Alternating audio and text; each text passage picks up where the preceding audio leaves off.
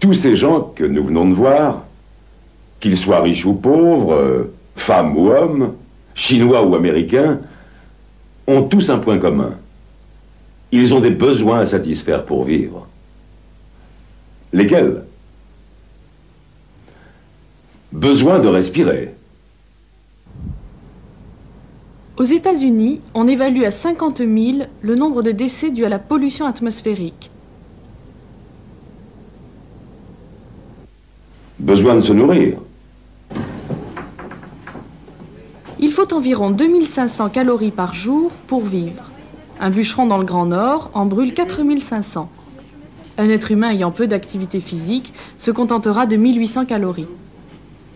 Aujourd'hui, des centaines de millions d'êtres humains ne disposent pas de 1500 calories par jour et une personne sur deux ne dispose pas d'eau potable en quantité suffisante. Besoin de se loger.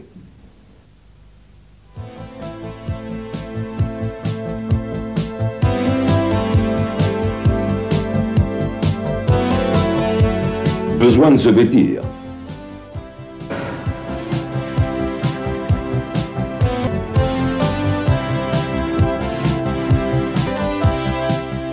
Besoin de se soigner.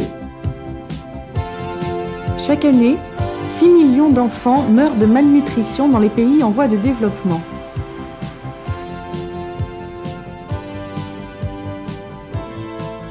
Besoin de se déplacer.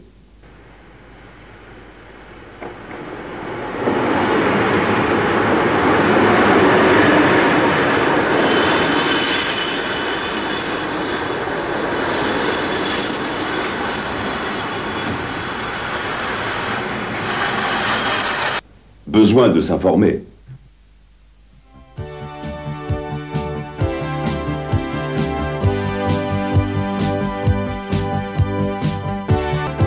Besoin de se distraire.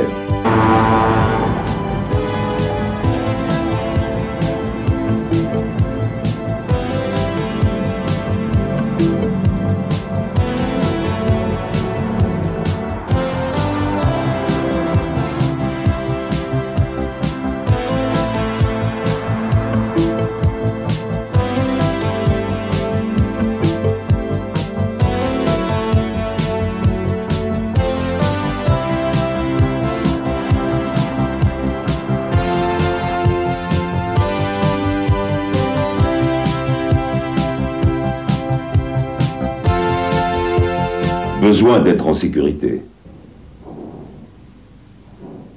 France, il y a un vol toutes les 24 secondes.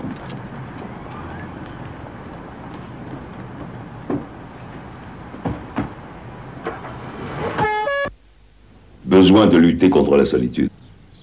Il y a en France actuellement 17 millions de chats et de chiens. Ces besoins que nous avons vus un peu dans le désordre n'ont pas tous la même importance. Il y a d'abord des besoins fondamentaux. Besoin de se nourrir. Besoin de se vêtir.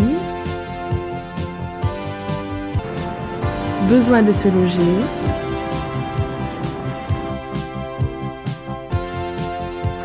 Besoin de se soigner. Puis les besoins liés à la vie en société. Par exemple, selon les personnalités, certains préfèrent les voyages.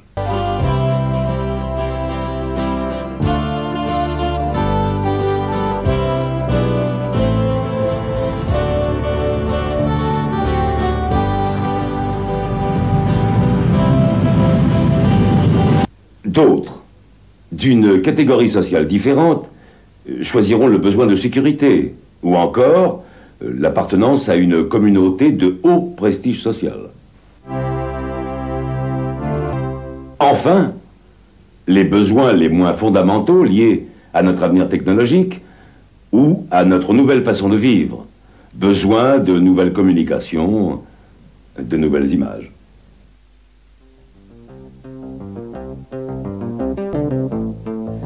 Mais vous allez me dire, et l'économie là-dedans? Eh bien justement, on y arrive.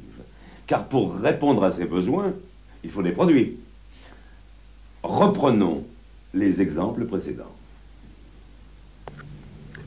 Un des moyens de lutter contre la solitude, c'est l'animal domestique. Or, 17 millions de chats et de chiens, c'est un marché énorme pour les producteurs d'aliments pour animaux. Cela représente pour chaque propriétaire une dépense moyenne de 2000 francs par an et par chien. Alors vous voyez que ça commence à ressembler à de l'économie. Bon, prenons d'autres exemples.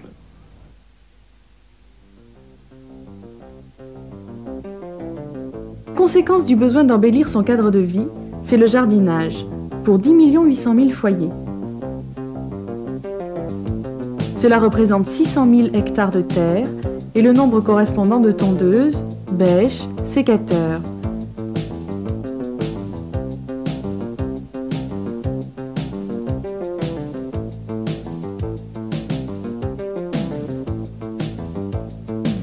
Ce qui fait un chiffre d'affaires de 18 milliards de francs annuels et fait travailler 18 500 horticulteurs et pépiniéristes.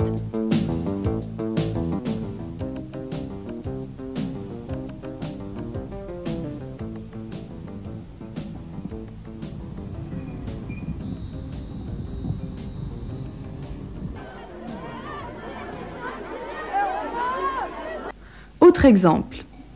Pour répondre à des besoins d'instruction, 150 000 ordinateurs ont été installés en France en 1985 dans les établissements scolaires publics, afin d'initier 11 millions d'élèves à la technologie informatique. Autre exemple, on a vendu 42 millions de brosses à dents en 1981, et les Français consomment 2 savonnettes par an et par personne.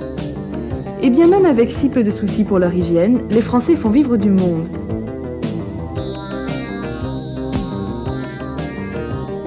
La santé est un domaine qui prend une ampleur de plus en plus grande dans les pays riches.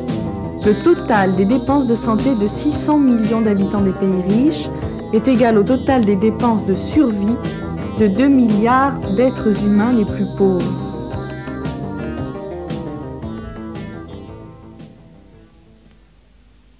Le besoin de se déplacer, dont on parlait tout à l'heure, ça représente 440 millions de véhicules particuliers et industriels dans le monde en 1983. Et là, les choses évoluent vite. Au XVIIIe siècle, Paris-Marseille se faisait en 13 jours en diligence. En 1980, il fallait 13 heures par le train. Aujourd'hui, 5 heures suffisent.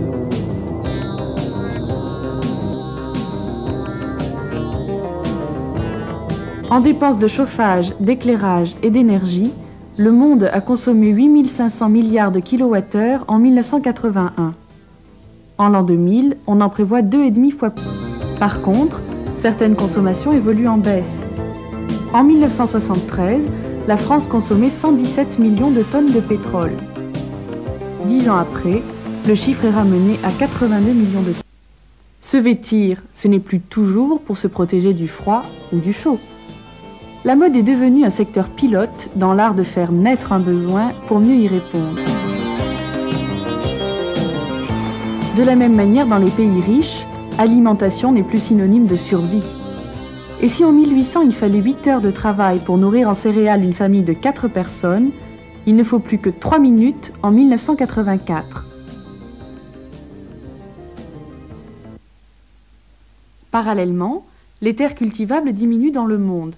Et en 1970, 1 hectare de terre nourrissait 2,6 personnes. En l'an 2000, il devra en nourrir 4, étant donné l'augmentation de la population.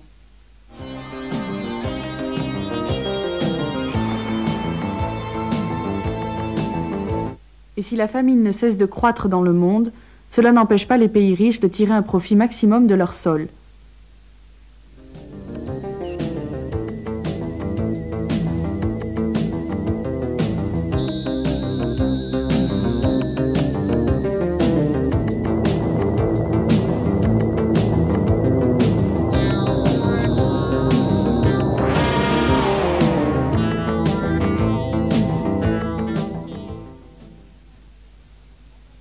Par ailleurs, on consommait 80 kg de pain par an et par habitant en France en 1975.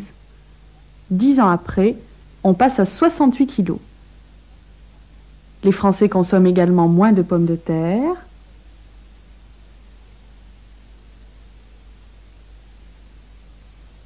moins de beurre, sucre et moins de vin ordinaire.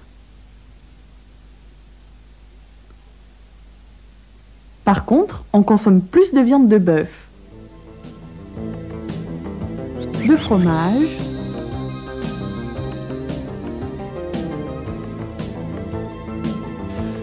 ou d'eau minérale.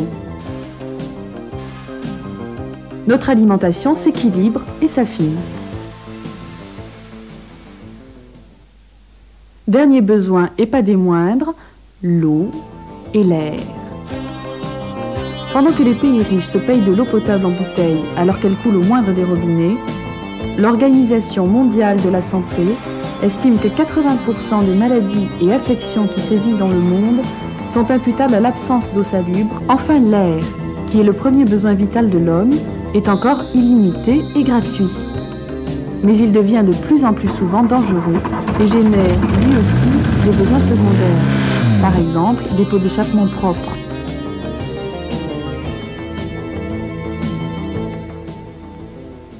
Nous venons de voir que quand on parle de besoins, on parle de produits pour les satisfaire. Et ces produits sont, selon les cas, répandus ou rares. Et ils évoluent au fur et à mesure que les besoins eux-mêmes évoluent. C'est le cas par exemple pour la mode, l'alimentation. Alors nous avons une population. Elle a des besoins qui entraînent la nécessité d'une production.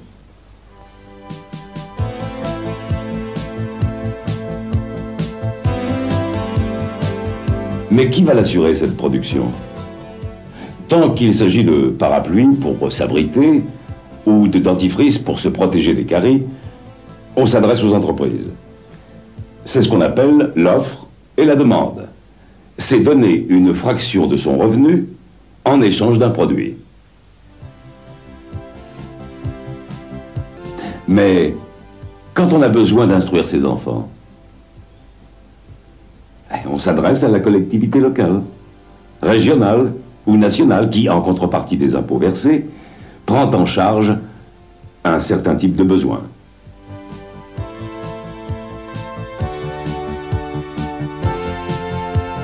Autre type d'échange. La couverture des risques de la vie par une assurance nationale, sous forme de mutuelle, c'est-à-dire faisant participer chaque membre.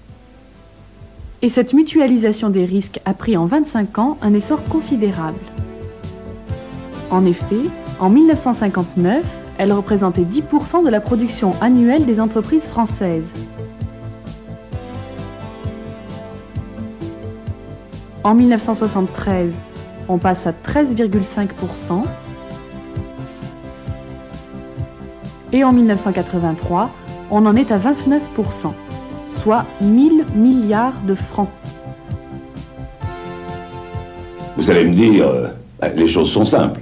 Il y a une population, elle a des besoins, des plus fondamentaux aux plus négligeables. Il suffit de lui fabriquer ce qu'elle demande.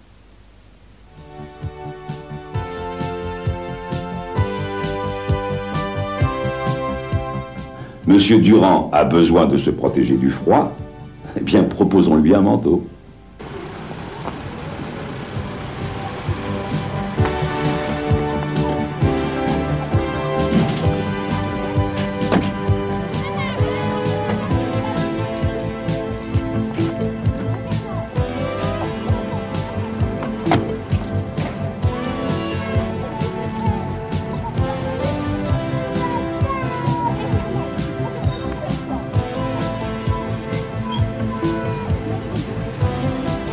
Mais M. Durand ne veut pas de manteau. Il préfère un blouson de cuir, avec lequel il aura moins chaud, mais qui correspond mieux à sa manière de vivre. Quant à M. Martin, il n'achètera ni manteau, ni blouson. Tout son argent passe dans les voyages. Et chaque hiver, il attrape un rhume.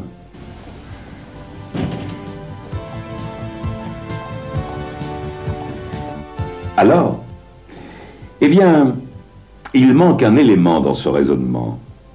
C'est la manière dont nous utilisons notre argent pour répondre à nos besoins. C'est ce qu'on appelle la consommation.